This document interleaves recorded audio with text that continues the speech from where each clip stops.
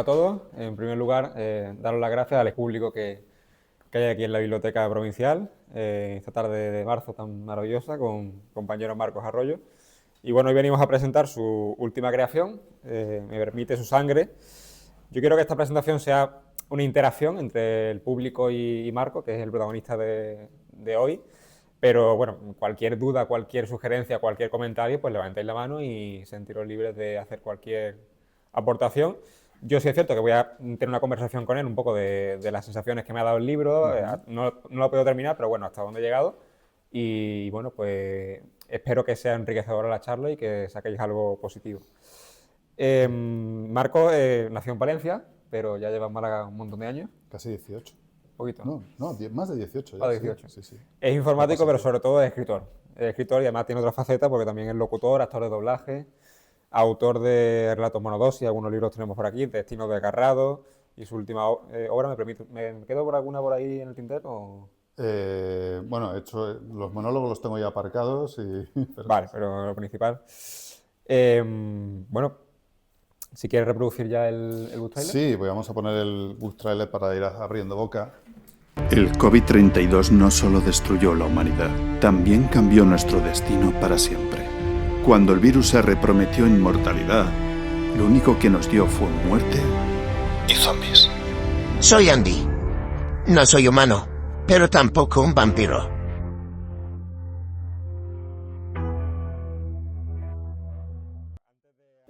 Bueno, antes de arrancar, cuéntanos un poco de qué va, porque así nos hemos quedado con una sensación, ¿no?, de COVID-32, apocalipsis. Sí, es un apocalipsis, es una novela distópica y comienza con el COVID-32, bastante más potente que el COVID-19, porque el COVID-32 no tiene solución, te afecta a todos los tejidos y en unos días, ya depende de cada persona, pues te vas convirtiendo en un viejecito y te mueres, no tiene solución. Y se les ocurre solucionarlo con el virus R, otro virus que no te cura, pero va reparando todo lo que va estropeando el COVID-32. Entonces llega un momento de equilibrio y el que tiene el COVID-32 no se muere, y no solo no se muere, sino que rejuvenece, no puede enfermar, el que tiene cáncer se le cura, ni una gripe, ni una resaca, vamos, es la panacea, es el elixir de la eterna juventud, todo fantástico, todo maravilloso.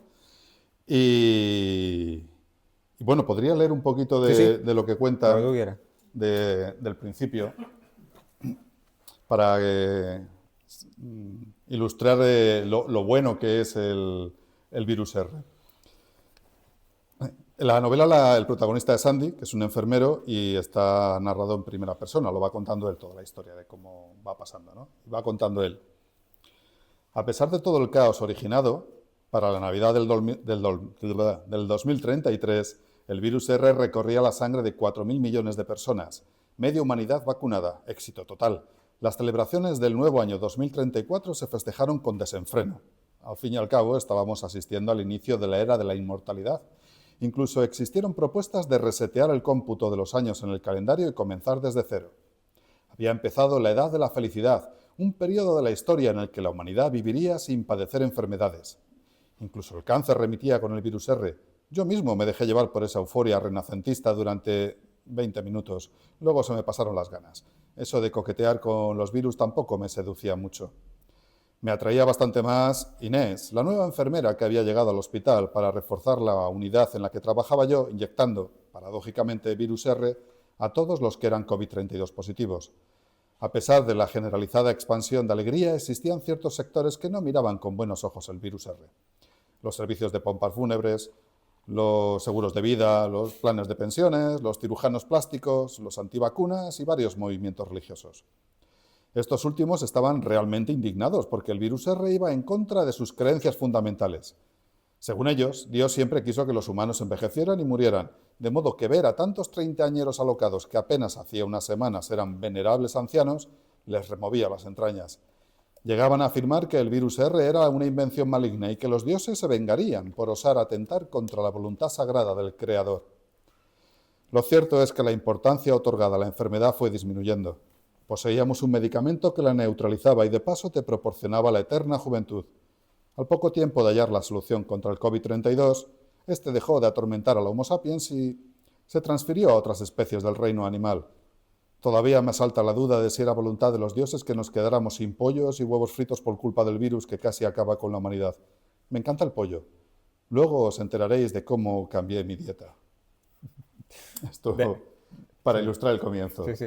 Yo después de este cacho te tengo que preguntar cómo se te ocurrió todo esto, porque es un poco muchos detalles, muchos personajes, bueno, tampoco hay tantos, pero bueno. Lo empecé a escribir cuando el COVID-19, cuando estábamos todos en casa, y yo tenía pensado escribir otra cosa distinta, que es la que cuando terminemos de promocionar el libro, es la que voy a retomar, que es de ciencia ficción, y van a ser varios libros, otra historia completamente distinta y más compleja.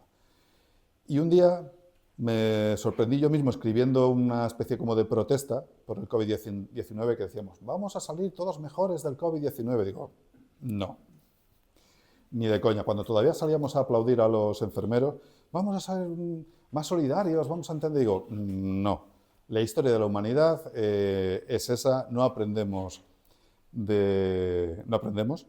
A nivel individual somos maravillosos, pero en cuanto nos ponemos en manada, hacemos unas barbaridades tremendas. Y empezó así. Empecé escribiendo y ya me di cuenta de que podía sacar algo divertido, y porque me he divertido mucho escribiéndolo. Además, Andy es un personaje que bueno, es un friki y tal, pero hay muchas veces que la suelta tremendas, aunque esté en momentos de aprieto. Y dije, pues voy a escribir una cosa más fresca, más divertida, antes de meterme con una historia más compleja, que es la que iré escribiendo los próximos años. ¿Cómo recuerdas la época del COVID para ti a nivel literario? Es decir, ¿te ayudaba a la creación o tenías más tiempo para escribir? ¿Quizás? No, tenía el mismo, porque trabajo como informático, y unas semanas antes del lockdown, del toque de queda y que nos encerraran en casa, yo ya estaba trabajando desde casa. Llevo teletrabajando desde el 2004, entonces para mí no supone ningún problema. Yo termino de trabajar y me tomo un café y sigo con el ordenador haciendo cosas. Yo entiendo que el COVID era como un aliciente, ¿no?, para crear algo, pero claro, eso requiere una imaginación y una estructura más o menos, crearte un mapa mental de todo lo que querías contar, porque Sí. son tantos detalles que es muy difícil que todo fluya, ¿no? Sí, yo en otras ocasiones sí que he dicho que yo admiro a los escritores que escriben una historia de principio a final sin ningún tipo de guía y dicen, venga, yo lo escribo del tirón y le sale todo. No, yo no puedo. Yo tuve la idea, pensé que tenía futuro, que tenía recorrido para escribir cosas, y me pasé unos cuantos meses haciendo mi mapa mental de la historia, de cómo iban sucediendo los hechos y construyendo lo que en el fondo es una aventura, es el camino del héroe. Es el arquetipo de alguien que está en su zona de confort, le pasa algo, tiene que salir de ella y va solucionando sus conflictos interiores y va evolucionando. Pero ¿cómo se estructura todo eso desde el inicio? O sea, ¿cómo vas encontrando el camino para diseñar ese mapa? Yo primero creo los personajes que van... Sé las cosas que quiero contar, se me van ocurriendo cosas. Hay que unir los puntos. Y entre medias, pues tienes que inventar qué vas haciendo para que la trama avance. Y de ahí muchas veces te salen los personajes que te hacen falta. Cuando voy identificando personajes, los construyo. Me gusta hacer una ficha del personaje, cómo es físicamente, sus miedos, sus propósitos, para que tenga cierta personalidad y luego además evolucionar, porque Andy no está solo, hay bastantes personajes. Está Inés, que la he nombrado aquí, que le tiene loquito, y es un personaje importante, que aparece en varias partes de la novela. Esteban, que sale hacia mitad de la novela y es un científico gruñón, que es muy importante. César, el jefe de los vampiros, que también es un personaje... Todos van cambiando, no son grises, no hay el típico héroe que va en un caballo blanco y lo soluciona todo, dejádmelo a mí, que no te suene ninguno, ni hay un villano malísimo, perverso, que diga voy a acabar con todos vosotros. Eso no lo hay. Cada uno tiene sus motivaciones y actúa conforme a sus necesidades, a lo que quiere conseguir y ya también a sus conflictos interiores. O sea, que son personajes reales que podrían, o sea, dentro de la fantasía, ¿no?, que son personas de carne y hueso que tienen su... Sí, de hecho, la novela, aunque sea una distopía, tiene un reflejo de lo que es la sociedad, porque hay zombies, y esto sí que lo pensé cuando estaba escribiendo al principio, digo, zombies. Tenemos una sociedad que muchas veces somos zombies. Ahí vamos por la vida Me puede incluir en ocasiones con la cabeza vacía. Te mueves porque te tienes que mover, consumes porque tienes que consumir y no te planteas nada. Y muchas veces, si te fijas, cuando las noticias, dices, bueno, somos zombies, de verdad. Y tenemos un sistema de clases. El COVID-32, el virus R, generan un sistema de clases y nosotros la tenemos. En la sociedad que tenemos hoy en día, el dinero, digamos, que estratifica la sociedad o el poder. Y aquí también, porque tenemos la gente que nunca ha tenido un virus, que son originales, pues ya tenemos una categoría. Y en mi distopía, la gente que no tiene ningún virus sigue siendo personas normales, como somos nosotros ahora, pero todos los que van adquiriendo virus, el COVID-32, el virus R, se vuelven estériles. Entonces, sí, no tienen... El virus R es maravilloso, es la eterna juventud, ¿no? Pues menos mal, porque se dan a la juerga y a la fiesta loca, menos mal que son estériles, si no, pasamos de 8.000 millones a 12.500 en 20 minutos, vamos. Tremendo. Pues sí, hay una serie de... Eso en ocasiones es un estigma. Y de hecho, lo que pasa con el virus R, que todavía no lo he contado, es que tiene un pequeño defecto, que es el que produce los zombies. Regenera todos los tejidos. Lo que no regenera es el cerebro. Entonces, cuando tienes a alguien que tiene el virus R dentro y le dan un golpe fuerte en la cabeza, tiene un accidente y tal, pues sí, tienes a alguien que el cuerpo está vivo, pero la cabeza no. Y por la mezcla de virus, pues se vuelve violento y ya tienes pues, el señor este que va arrastrando los pies y va pegando bocados y transfiriendo esa mezcla extraña de virus a otro y convirtiendo también en Literalmente pierde la cabeza. Sí, la cabeza. No sé si le servía mucho antes, pero vamos, ya no sirve. ¿Qué dificultades, mientras escribía el libro, qué dificultades has ido encontrando? Porque entiendo que aunque tuvieras ese mapa, pero a la hora de ejecutar todo eso, o sea, no fluye todo... No. Hay veces que incluso teniendo un mapa llegas a situaciones que dices, ups. Y llega un momento que no es consistente. Hay veces que te pasa, porque hay gente que escribe un manuscrito del tirón y luego lo revisa y lo tira y lo vuelve a escribir. No, yo escribo, releo y corrijo al mismo tiempo. Entonces, yo antes de empezar, cuando voy a empezar a escribir, empiezo a leer lo que he escrito a lo mejor días anteriores, ¿no? El día anterior, muchos días anteriores. Voy leyendo, pum, vas encontrando fallos, vas cogiendo el hilo de la historia, y aparte de que sabes de qué va, ¿no? Pero vas cogiendo el hilo más cercano de algún detalle y te vas, oh, no, esto no lo puede decir este personaje porque no encaja. O, necesito algo que justifique por qué aparece esto en este sitio. Te vas dando cuenta de esas cosas y los personajes ayudan a mover la trama. Y hay veces que no tienes el personaje y dices, ahí va. Ahora, ¿cómo hago esto? Y de hecho, bueno, hay algún personaje que sale ahí para dar apoyo al protagonista y cuando te quieres dar cuenta, ese personaje pasa a ser un secundario importante. Y eso me ha pasado. Hay un personaje, Martín, que no estaba previsto en ningún momento, aparece por ahí y es un personaje que se queda y además es uno de los que más cariño le tengo. O sea, es un personaje... Hay otros personajes que los he creado, esto me lo dijo la correctora, dice, ¿hay un personaje que lo has creado para matarlo? Digo, sí. ¿Pero los creas por necesidad o porque quieres rellenar un poco...? No, de relleno no hay, todos tienen su función. Tienen un papel, ¿no? Sí, todos tienen su función, todos. Por necesidad de matarlo. Exactamente. No, pero a ver, era que necesitas matar a alguien en tu vida y como no puedes hacerlo... Era un ayudante Puede, de César. una cosa César que- es un italiano muy elegante. Nombre, apellido y final. Sí, bueno, se llama como un compañero de trabajo francés que tuve en Niza. Como sé que no lo va a ver, si no, Eduard, un cariñoso abrazo. ¿Eh? Ah, bueno, sí, podría ser. significa de alguna forma otra etapa nueva, ¿no?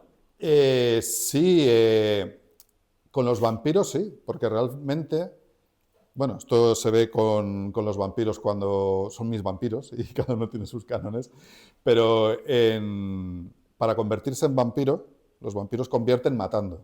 Primero tienen que matarte, y una vez que estás muerto, es una etapa nueva en la que eres un vampiro.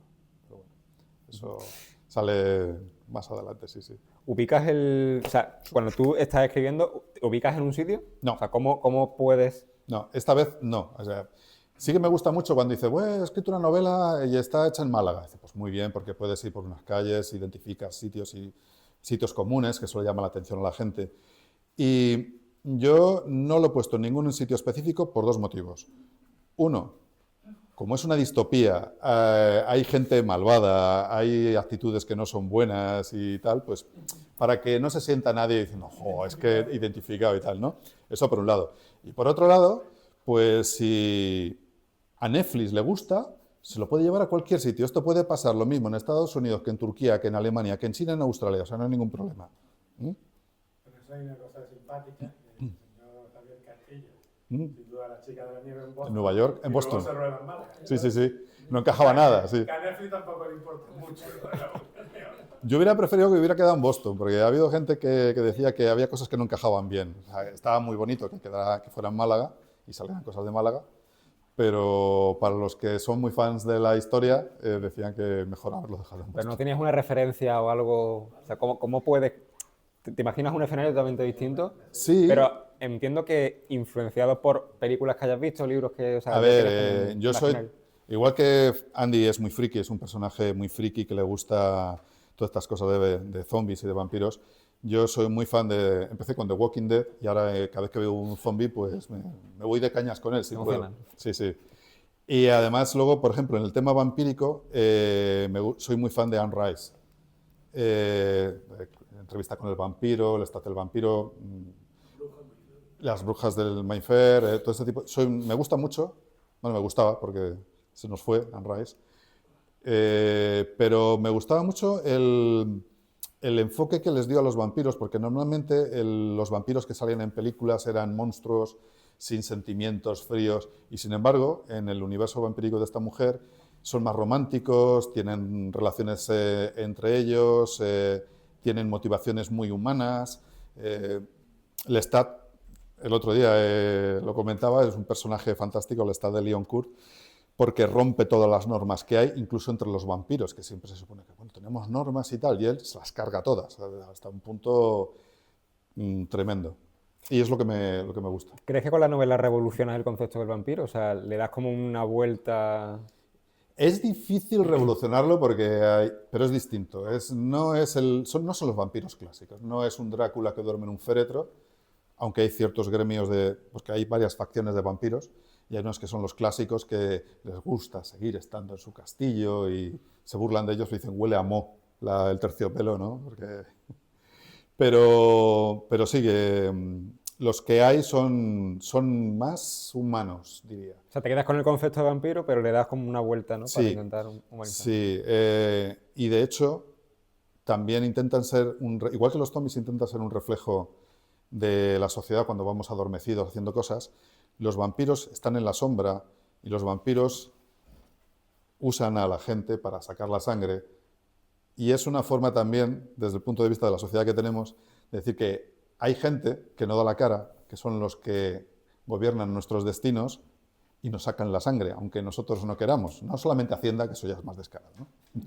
Los dueños de todo están ahí en la sombra usándonos en su beneficio, que al fin y al cabo es lo que hacen los vampiros en la novela. Te voy a preguntar por eso ahora porque es un debate bastante interesante, me lo robo, pero bueno. Adentrándome un poco en la dimensión científica, porque yo leo la novela y veo conceptos científicos, virus, tal. ¿Cómo te adentras? ¿Tienes alguna formación en ese tipo de cosas? ¿Tienes algún asesoramiento de alguien que esté ahí? No me asesoro. A ver, me gusta leer mucho, me gusta mucho la medicina. Yo de chaval me leí una enciclopedia de medicina. Entretenimiento, no había internet, había que leer algo. Pero siempre me ha gustado mucho lo de los virus. Y al fin y al cabo un virus es una entidad que es capaz de modificar el ADN de una célula. Y entonces me parece el vehículo fantástico para modificar a los seres vivos, un virus. No tengo formación científica, me gusta mucho, soy aficionado, pero no he ido a un médico, y tengo amigos médicos, no he ido a un médico para que me digan, estás loco, esto no se puede hacer. Es ciencia ficción oscuro, tiene una parte de ciencia, pero tiene esa parte de ficción. A lo mejor dentro de unos años sí, pueden hacer ese tipo de cosas y modificar genéticamente a la gente, espero que no aparezcan monstruos. Pero la idea mía era esa, utilizar la ciencia para convertirnos en principio en metahumanos, que era la idea inicial que había detrás del virus R y otros virus que hay por ahí, porque hay una trama de farmacéuticas por detrás que se menciona, y hay militares y están buscando tener superhumanos para combatir. Por eso cuando le meten el doble R, los primeros que lo prueban son militares y se convierten... El que no tiene COVID-32, si le meten el virus R, se pone súper musculado, súper cachas, triple de fuerte, triple de rápido y bueno, se acabaron las Olimpiadas con esa gente. ¿Pero el hecho de introducir términos científicos hace que el lector le cueste más la lectura o no tiene por qué? Son términos que... Son términos, son virus, no hay tantos, está el virus R, que es el que repara, otro virus que se sacan de la manga, que es para contrarrestar el efecto del virus R, cuando se dan cuenta y dicen, uy, Dios mío, que no lo hemos probado bien la que hemos liado con el virus R que tenemos zombies. ¿Qué hacemos? Pues otro virus, ya que estamos, ¿no? Y sacan el virus F, y el virus F lo que hace es neutralizar el virus R. Entonces, pues alguien que tiene el virus R dentro, que se ha convertido en un jovenzuelo alocado, se lo meten y vuelve a ser pues, el abuelete de 80 años, normal, o si tenías 50 por 50, eso sí, estéril, y ya está. Y a los zombies también los desactiva. En un par de segundos les meten un rejonazo de virus F y el zombie cae fulminado, ya no da problemas y tal. Y si por desgracia alguien normal se mete un rejonazo de virus F, muere. Efectos secundarios que tienen las medicinas. Muere. O sea, hay que tener cuidado, ¿no? Sí. De fucking virus. Sí.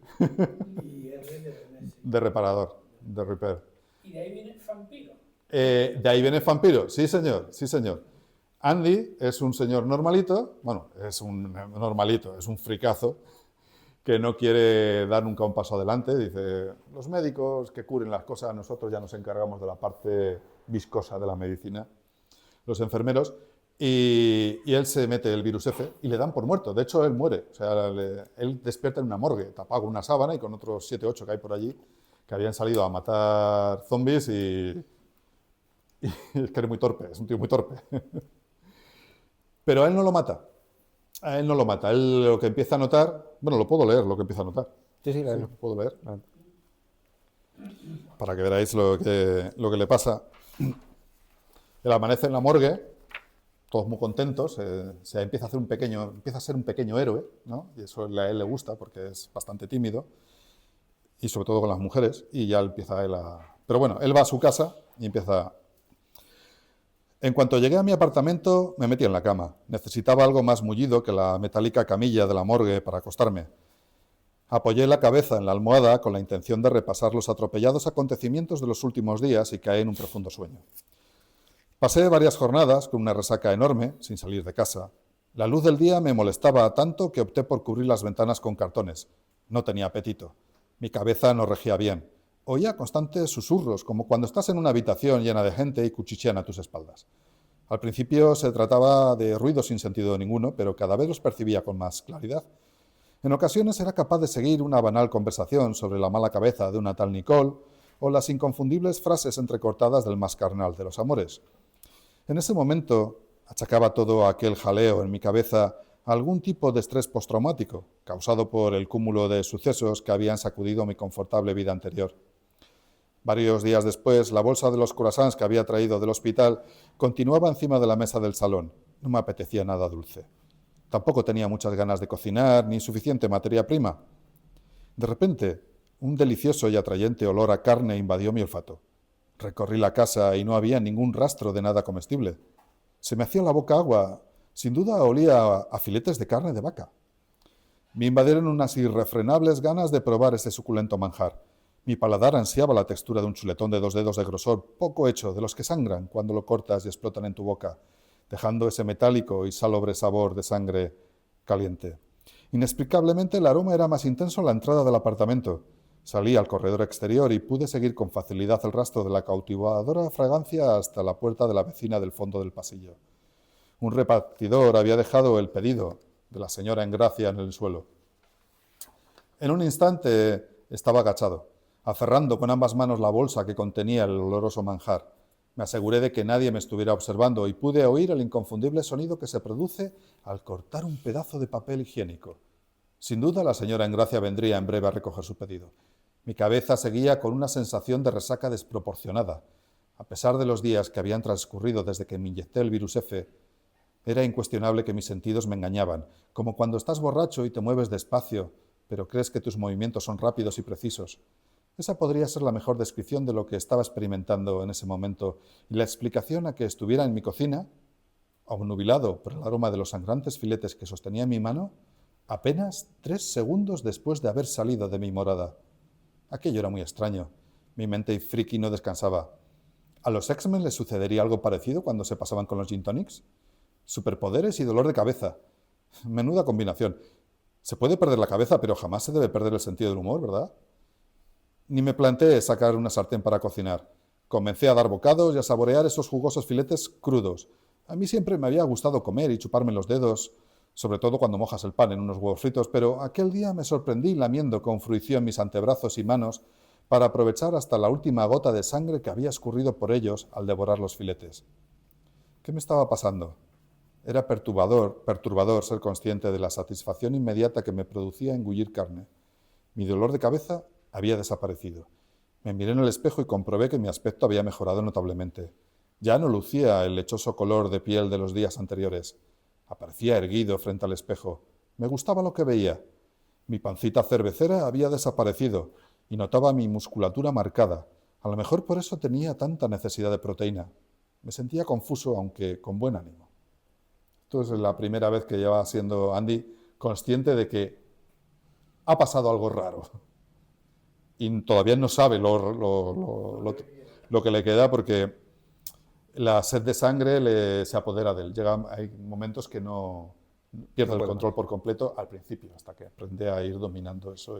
Has hablado del sentido del humor y yo desde que empecé a leer el libro algo que me he dado cuenta es que el humor está presente en cada frase. O sea, es algo que entiendo que está dentro de ti, ¿no? Y que lo tienes, pero lo reflejas muy bien en tu literatura.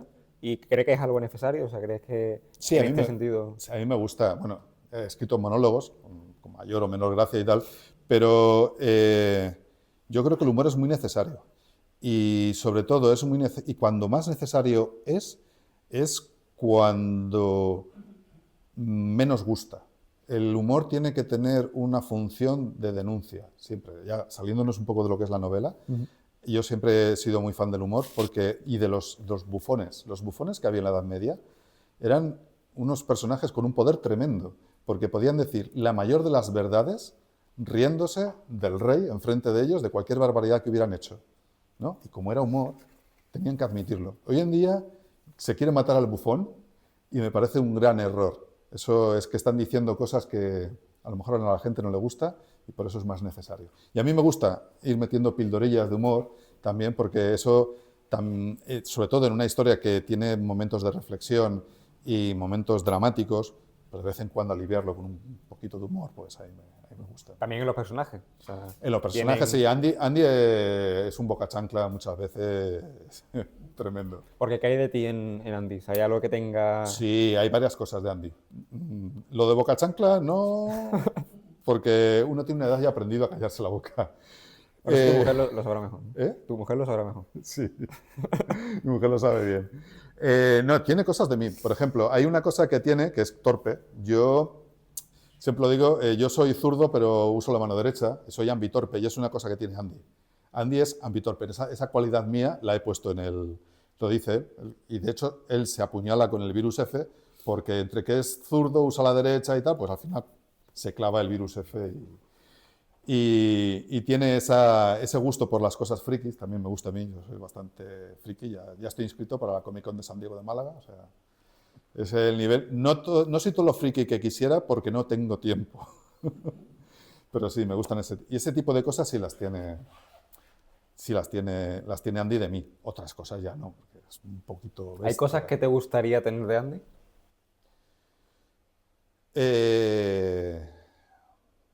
Muy buena pregunta. Es que no quiero desvelar muchas cosas de Andy. De Andy, algo que sí que me gusta es que tiene pelo, sí, esa es una de las cosas que me gusta un montón. No, me gusta más el pelo de César. No lo tengo por aquí de las fotos que he sacado del personaje César, pero César es italiano, es un tío elegante, va de traje, es un vampiro, el jefe de los vampiros. Tenía que ser italiano, un tío elegante de pies a cabeza. O sea, que no sabes si viene de un entierro ¿Viene de una reunión de accionistas o viene a, a O sacar el pelo pasta largo como última? Inés, ¿no? Inés Pues supongo que así. tiene el pelo largo. Inés. Inés tiene el pelo largo, si es rubia, Inés También puede tiene... tener pelo largo. Pero te voy a terminar de contestar lo de Andy. Me gusta de Andy que se pregunta mucho, se hace muchas preguntas del porqué de las cosas. Y yo creo que me debería preguntar más veces el porqué en lugar de Reflexionar más, ¿no? ser más Andy menos zombie. Eso sí, debería. Sí, sí. También, bueno, lo has comentado antes, pero en la novela hace de vez en cuando una crítica política y social, incluso a los antivacunas, ¿no? Sí, sí, Y sí, todas sí. los conspiranoicos y demás. Mm. Y dices que a los políticos les sigue muy importando lo mismo, tanto ahora entiendo igual que en el libro. ¿Crees que esa situación va a cambiar? O sea, entiendo que esto es ficción, que esto es... Pero no. esa reflexión la mantienes, Sí, ¿no? es una distopía. El mundo se ha ido a la mierda. Hay un apocalipsis. Todo se ha ido en ruinas y se ve en la novela que sigue habiendo políticos, siguen teniendo sus guetos de poder, siguen haciendo lo que les da la gana y siguen incluso viviendo como pueden vivir hoy en día. Se verá, hay una parte en la novela cuando se habla de la señorita A. La señorita A es importante porque ahí no sale Andy, cuando sale en el vídeo lleva un colgante que con forma de A, es el colgante de la señorita A y la señorita A es hija de uno de los poderosos que bueno, pasa mejor vida. Pero bueno, que fue cena de Andy en un momento dado. Y los poderosos siguen allí y siguen en la sombra y siguen... Y detrás de los poderosos están los vampiros. No, pero esa sociedad sigue siendo la sociedad como la conocemos ahora, ¿o hay cambios trascendentales en esa sociedad? El cambio trascendental que hay es que la población se ve reducida, dejan de funcionar las cosas, es como una especie de edad media otra vez, volvemos a la edad media con algo de tecnología poca rudimentaria, porque sí que consiguen tener electricidad con paneles solares, hospitales para tener cierta salud. Lo que consiguen es, hay una cosa que nombro ahí que es la directiva Helmut, que es, tiran bombas atómicas en muchos sitios para acabar con los zombies. Cuando ven que una ciudad está perdida, la aniquilan, y luego las que quedan, las grandes ciudades que quedan, destruyen partes y la parte que pueden la amurallan, ¿no? Hacen una especie de guetos separados y fuera de ellos hay ruinas y acaban con todo ello para intentar defenderse de los zombies, porque la epidemia zombie, hay miles de millones de zombies por todas partes y tienen que defenderse de alguna manera. Entonces, sí se vuelve una especie de edad media con sus feudos, son independientes las ciudades, no hay comunicaciones, salvo los poderosos que sí que tienen acceso a lo típico, a contrabando, a información, a cosas que el resto de la gente subsiste como puede. Comida racionada, con muy poca comida, granjas en las que ponen a trabajar a los R, porque los R como, digamos, están estigmatizados. En un momento dado pueden ser zombies. Tú prefieres, dice, ya que te estás conviviendo conmigo y como te des un golpe en la cabeza, a lo mejor me arrancas un brazo, pues vas a ir a currar, que tú además no te cansas. Y si no vas a tener agujetas y no vas a enfermar, que si llueve y te mojas no vas a pillar un gripazo, a currar. Más o menos en algunos sitios hacen ese tipo de cosas. Hay variedad en la sociedad esta. Pero la esencia del ser humano, esa esencia que tenemos, que nos ha llevado al progreso, pero nos ha llevado a tener guerras, seguimos siendo igual de mezquinos, a pesar de... Aunque Nueva Luz, que es la ciudad a la que llega Andy para intentar resetear su vida, Nueva Luz, hay una ciudad Nueva Luz. Os estoy contando cosas, pero es que le pasan muchísimas cosas. No hay una acción, no para. Le están sucediendo cosas constantemente y aunque diga que llega a una ciudad, no sabes ni cómo llega, ni por lo que ha pasado antes, ni qué va a pasar allí, ni nada de eso. Entonces, pues bueno. Ahí.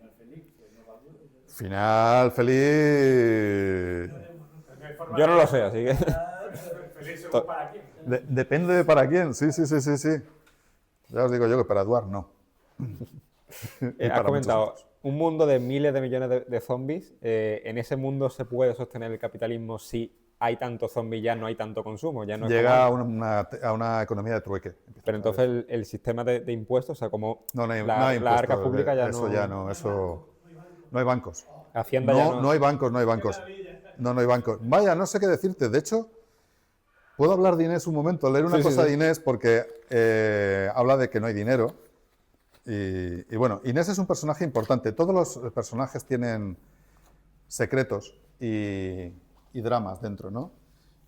Y yo no sé si es peor la historia de Andy, la historia de Inés, la historia de Esteban. Es que se van contando cómo llegan a la situación de la historia y pasan por momentos complicados. Y entonces Inés, que es la enfermera espectacular que llega al hospital y que le tiene loquito a Andy. Bueno, al principio está liada con el jefe de Andy, por eso Andy le tiene mucha manía. Bueno. Ella dice, tiene partes de reflexión, dice: es duro ser mujer en tiempos apocalípticos. Todos los avances que habíamos logrado se fueron por el desagüe. De nuevo, lo que queda de sociedad se ha convertido en un cortijo para machitos, relegándonos a nosotras a papeles secundarios. Otra vez estamos en la casilla de salida. No quiero lamentarme en exceso, sé moverme entre hombres y uso su prepotencia en mi beneficio. Han sido unas cuantas semanas dando tumbos por ruinas asoladas, buscando algún agujero infecto donde pudiera estar escondido el monstruito. El monstruito es Andy. Esfuerzo improductivo. La falta de resultados me desesperó hasta el punto de contactar con unos contrabandistas. Ellos me facilitarían material militar con el que rastrear al escurridizo Andy. Necesitaba un buen radar capaz de detectar movimiento a extrema velocidad, también visores nocturnos o cualquier tecnología que me ayudara a cazarlo. Y desde que el dinero dejó de tener valor, mi cuerpo se ha acostumbrado a pagar los gastos. Eso sí, esta captura me va a garantizar un puesto en la dirección de la Junta de la Hermandad de la Pureza Humana. Es una lástima que nos afeen un nombre tan bello y solo nos llamen antivacunas. En realidad no nos molesta tanto el apodo como el hecho de que esas malditas vacunas se usen para intentar torcer la voluntad divina. ¿Quiénes somos nosotros? Para evitar que un ser sea llamado ante la presencia del Creador por haber contraído una enfermedad que no deja de ser un instrumento de la voluntad celestial. No debo levantar sospechas. Debo continuar aparentando ser la dócil enfermera, mona y tonta, de la que las mujeres se fían y a la que los hombres desean. De este modo podré enterarme de cómo funciona esta ciudad, con el objetivo de que mis compañeros puedan asaltarla y encontrar el momento adecuado en el que acabar con cualquiera que no sea original, sobre todo Andy. Esto es para ilustrar Inés, que tiene una historia detrás dura. Aparece como la rubia tonta, pero de tonta no. Quiero volver a Inés ahora, pero te había preguntado a nivel político. A nivel religioso, ¿tú crees que las ideas religiosas que hay hoy en día se mantendrán? ¿O ese cambio social hace imposible que eso se pueda mantener? Se mantiene. La religiosidad es algo que es muy inherente al ser humano.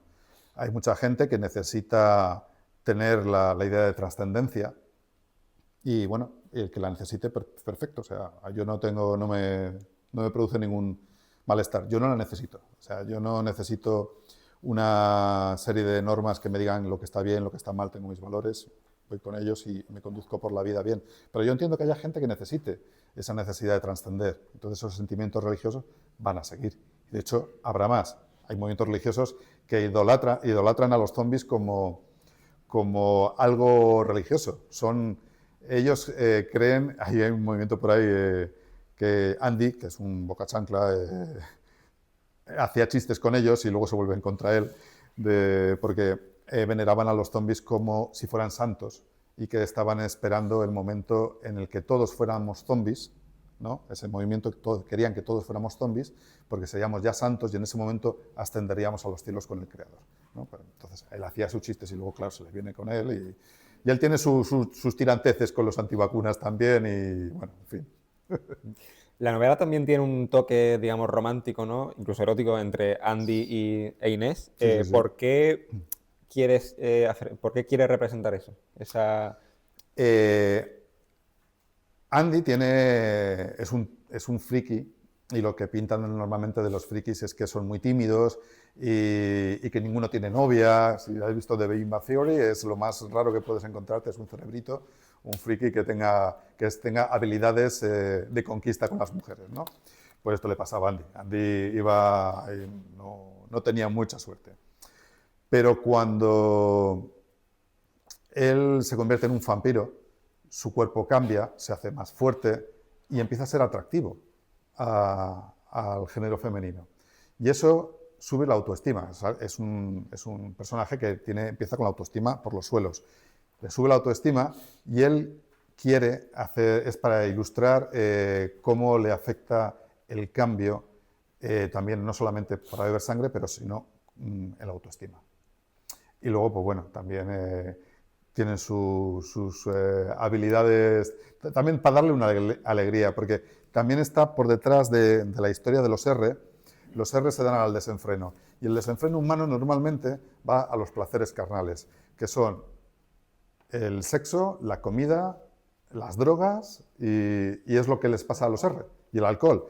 Y de hecho, la hermana de Andy, que sale por allí, la encuentra, que es una R, y está completamente perdida. O sea, se pasa el día... Sí.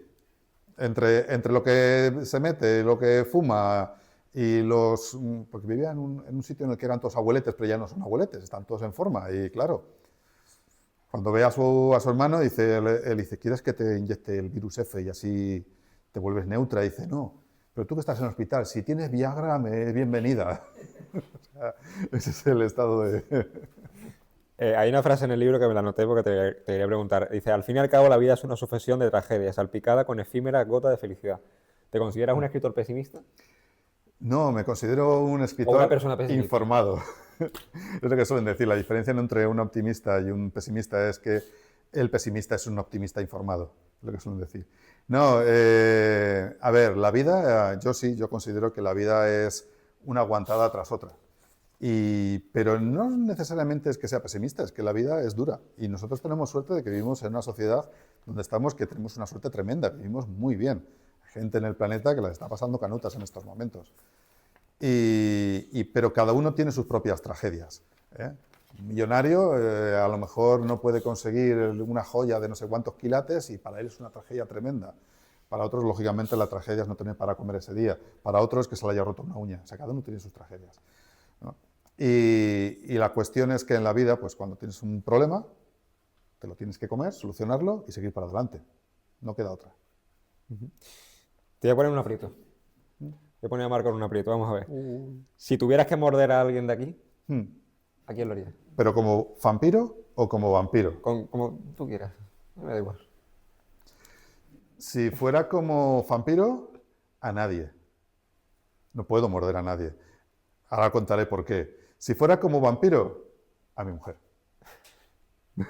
Si fuera como vampiro, es que los vampiros no necesariamente tienen que matar. El vampiro puede controlar perfectamente, puede morder a alguien, alimentarse de su sangre y dejarla allí. Y en los vampiros el mordisco es un acto muy íntimo en el que sienten cómo está la otra persona. Entonces, pues, yo mordería a mi mujer, sin dudarlo. Y a mi hija no, a mi mujer. A ti que te muerda otro, cuando crezcas.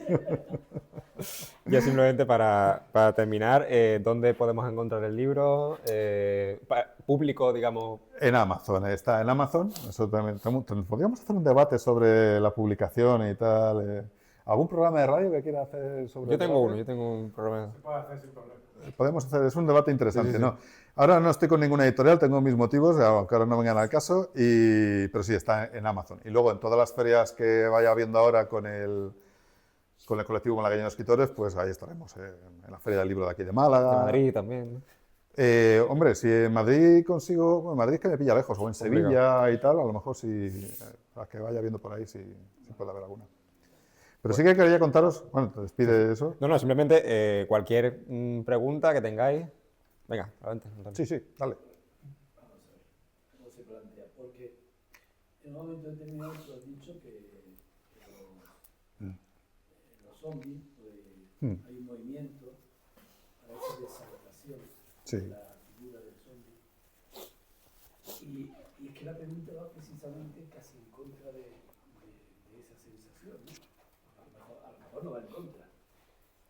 Yo veo, o me parece ver, que es una lucha, se plantea, una lucha entre el bien y el mal, entre la ignorancia, Sí. que representa la parte oscura. Y es lo que hace Andy.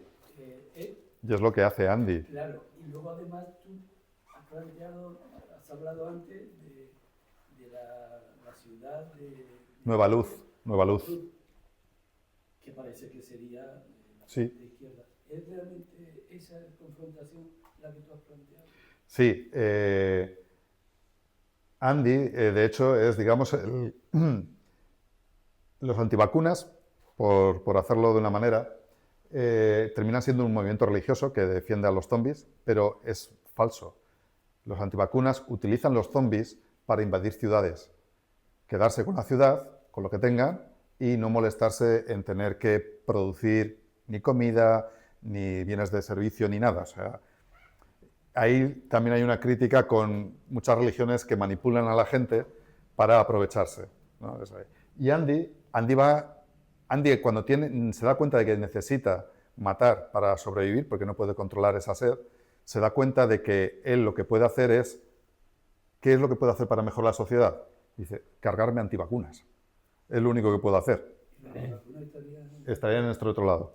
Y él va por ellos. La línea esa no es tan recta, ¿no? No es tan recta, es muy difusa. De hecho, es todo muy difuso. Porque Andy, ¿qué es un monstruo? Para vosotros, ¿qué es un monstruo? ¿Alguien feo? El Fari tampoco, no, quiero decir. Sí, ¿un monstruo es alguien que hace cosas malas? Pues depende, ¿no?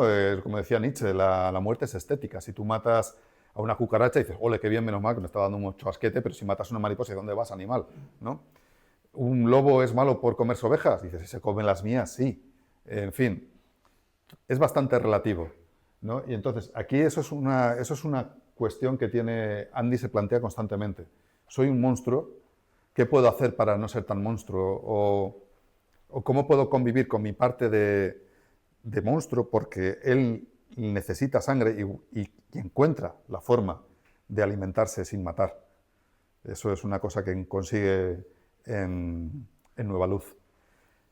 Y mientras tanto, bueno, va despedazando, porque es lo que le pasaba, que la diferencia entre un vampiro, por eso a la hora de morder, entre un vampiro y un vampiro, es que el vampiro, Andy, no controla, tiene 10 veces más fuerza que un humano, 10 veces más rápido, ve en la oscuridad, huele a distancia, escucha a distancia. Entonces, cuando él empieza y necesita beber, no tiene colmillos, no puede morder para sacar sangre. ¿Y qué hacía?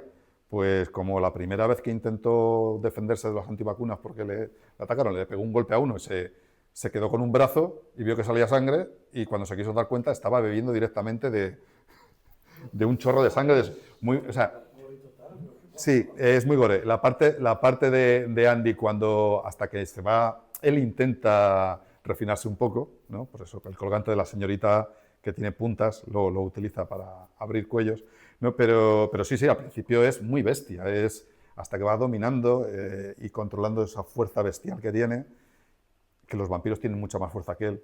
Y esa antes comentaste que había una destrucción de ciudades, Sí. cuando ya no era posible eliminar.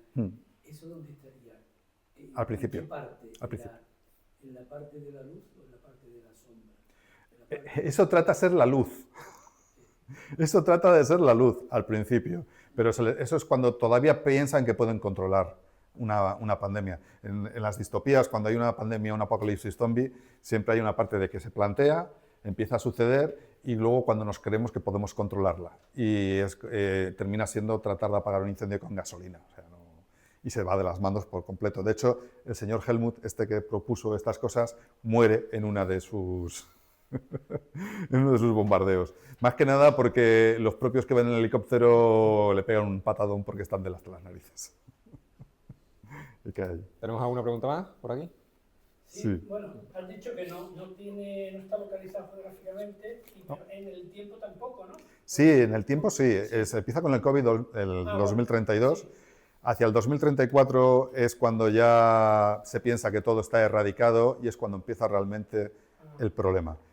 Y en cosa de medio año, una cosa así, se ha ido la humanidad al garete y bueno, es cuando empieza, digamos, las aventuras de Andy. Que la aventura de Andy no llega a un año, son varios meses, desde que tiene unas fases, él se va dando cuenta de lo que es, como vampiro, los vampiros van a por él porque él llama la atención y tiene que huir, van pasándole aventuras, va aprendiendo a controlar, se va encontrando con personajes, él al fin y al cabo es un mutante y la diferencia sobre todo entre un vampiro y un vampiro es que no solamente coinciden en que necesitan sangre, pero no son iguales, los vampiros tienen colmillos y además los vampiros le envidian por un par de cosas. Una, que es evidente, Andy puede andar bajo el sol, los vampiros no. Los vampiros de mis novelas, cuando les pega el sol, se hacen cenizas. Andy puede ir bajo el sol, aunque le moleste, y luego él ve las auras de la gente. En la completa oscuridad, él ve las auras rojizas de los humanos, y dependiendo de la intensidad sabe si están más malitos o más sanos, y eso le sirve para identificar potenciales víctimas, y los zombies los ve con un aura azul. Y los vampiros no lo ven, eso no lo ven, por eso él no tienen ese poder y a él le sirve para poder ocultarse y escapar de ellos. Sí, no, y le envidian. Y además, su sangre sabe muy bien. Sí, eso cuando los vampiros le pegan un viaje, dicen, llevamos aquí 800 años y tal, y yo te voy a invitar a bailar con mis amigos. Han dicho que está narrado en primera persona. Sí. Pero por lo que veo, cuando has leído lo de la chica, Claro.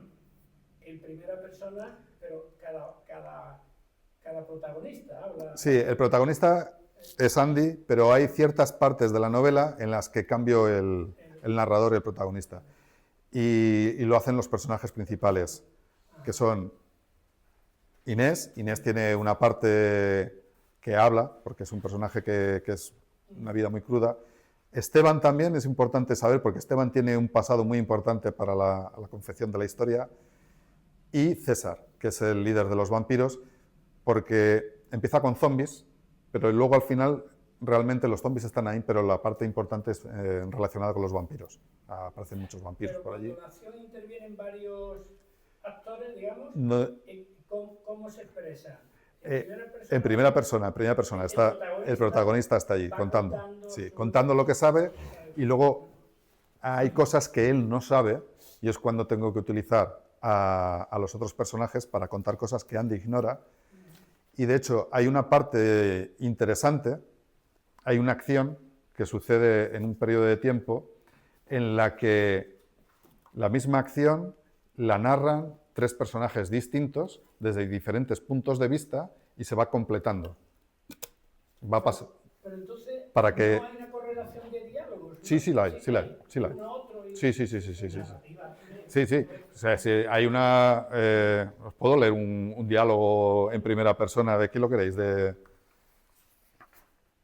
Bueno, tengo aquí... Y para ver si no hay diálogos entre los que son zombies... No, los zombies no hablan nada. Hacen guau, guau, No. El vampiro lo Sí. y los vampiros. Sí. Hay una... Yo lo veo que eso es complicado, ¿no? Porque No hay problema, porque se ve que el narrador es Andy y él va contando cómo van pasando las cosas. Entonces, tengo aquí varios que hay diálogos. Os puedo leer cuando empieza a trabajar en Esteban, o... Bueno, ¿quieres algo cómico? Venga. Sí. Es que hay una cosa Es la esencia cuando... del libro, Sí, tiene humor. Y luego tiene una parte de humor negro, esta no, la que voy a contar no es humor negro. Pero cuando llegan a Nueva Luz, Esteban es el que está allí, es el científico, y hay un gobernador y tal, ¿no? Y cuando llegan, lo que tienen que hacer es análisis de sangre para saber dónde lo colocan a trabajar y esas cosas, porque allí quieren proteger a los originales y los R, los neutros y tal, pues bueno, van jugando con las, digamos, clases sociales que hay dentro. Y Andy lleva tiempo allí, Inés no estaba, aparece, Y él se pone muy contento cuando la ve porque sigue loquito con Inés, la agarra, la mete dentro de la ciudad y tal, ¿no? Y el jefe de la guardia cuando la ve no está muy contento, pero bueno, como es amiga de Andy, y dice, esto está narrado desde el punto de vista de Andy. Dice, siendo amiga de Andy yo no puedo decir nada, la última palabra la tendrán Donnie, el gobernador, y Esteban. Unas horas más tarde estábamos delante de Esteban, con varios miembros de la guardia cubriendo las espaldas de Donnie y George. Un déjà vu en toda regla, salvo por la aseada belleza rubia, vestida con prendas militares que no disimulan su seductora hermosura. Por desgracia, el investigador no puede leerme el pensamiento. Es imposible que sepa lo importante que es para mí que Inés se quede en la ciudad. No sabe que estoy dispuesto a irme si ella no es admitida. Me noto tenso. Supongo que verá mi aura titilar porque está claro que entre nuestras habilidades no se halla la telepatía. De momento, el viejo, Esteban, se limita a mirar por encima de las gafas nuestros rostros y la muestra que analiza bajo el microscopio. Sonríe de medio lado. Así que te ganas la vida como ladrona de zombies. Es un trabajo extraño y arriesgado para una original. Serías una madre extraordinaria, algo que nuestra comunidad busca con ahínco. Dice, soy enfermera. Dice, y yo contorsionista, responde Esteban, cortante, sin esbozar ni un atisbo de sonrisa. Sin embargo, no hay análisis que demuestre ninguna de las dos cosas. Eso sí, tu sangre está completamente limpia. Original, exclama Donnie en su mundo de categorías, como si le hubiera tocado la lotería, y a renglón seguido cambia de tono. ¿Seguro? ¿100% seguro? Le pregunta Esteban, y dirigiéndose a Inés, añade, no se preocupe, señorita, es que a veces los análisis fallan. Original y demasiado guapa para ser enfermera o novia de este tonto, gruñe Esteban. No se hable más. La voz de Donnie se ha vuelto de lo más agradable. George te asignará una casa tutelada donde pasarás un periodo de prueba necesario con alguien de confianza. Es preceptivo que un miembro de Nueva Luz te introduzca en las normas y valores de la comunidad antes de darte la bienvenida oficial como ciudadana de pleno derecho y, dado que eres enfermera, trabajarás a las órdenes de Esteban. Y dice Andy, no puede vivir conmigo, es mi novia. No puede trabajar en otro sitio, es su novia, replica Esteban. Tú no eres de confianza todavía, por lo que no puede vivir contigo, esto lo dice Donnie. ¿Y tú? Dice, ¿y yo qué? La voz deliberadamente grave de Esteban baja los humos de Donnie. Dice, tú eres una persona sabia que sabrá cómo sacar partido de la recién llegada. Porque hay un gobernador que es Donnie, pero el que manda es Esteban, eso está claro.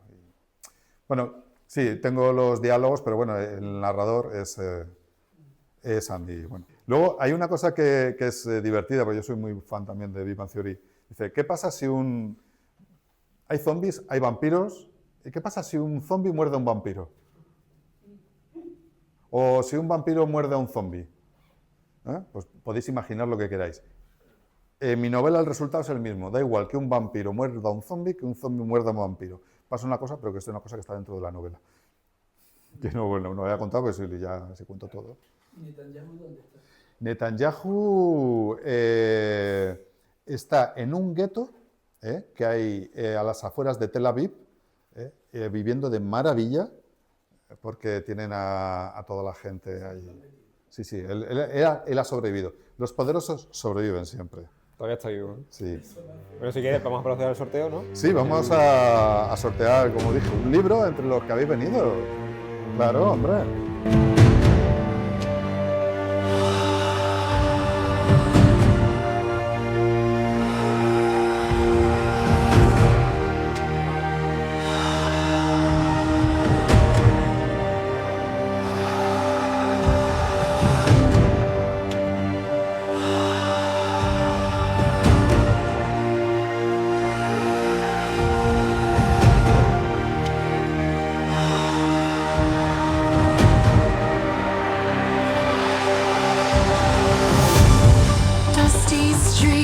Filled with broken dreams, shadows creeping in the neon beams, undead faces lost in screams, whispers haunt fractured seams.